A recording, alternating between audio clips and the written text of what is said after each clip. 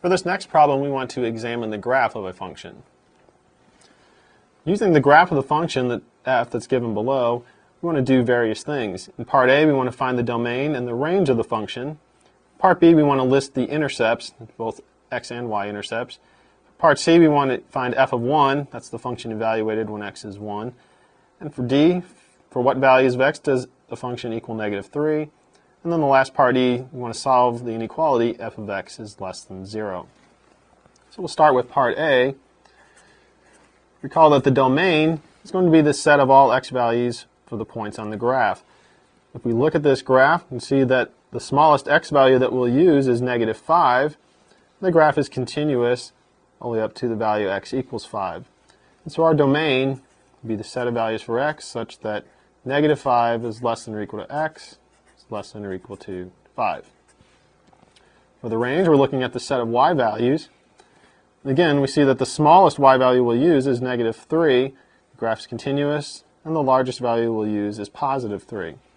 So our range is the set of y values such that -3 is less than or equal to y, is less than or equal to 3.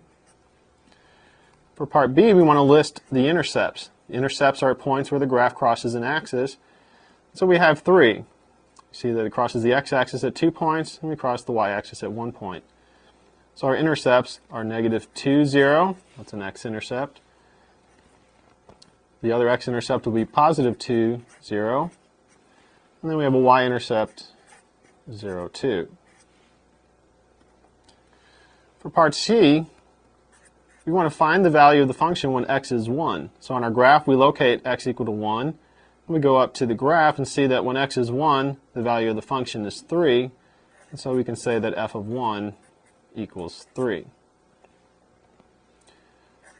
For part D, we're looking for the values of x where the function is equal to -3. So here we're given the value of the function.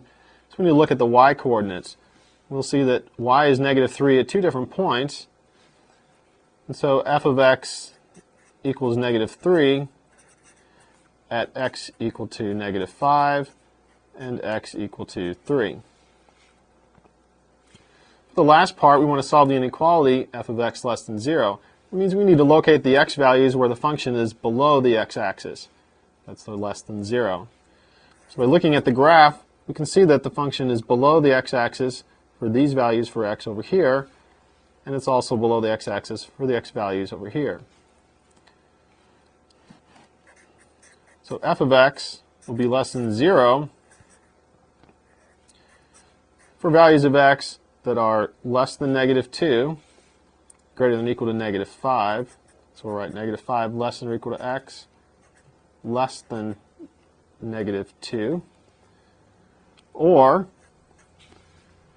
we want x to be greater than 2, but less than or equal to 5.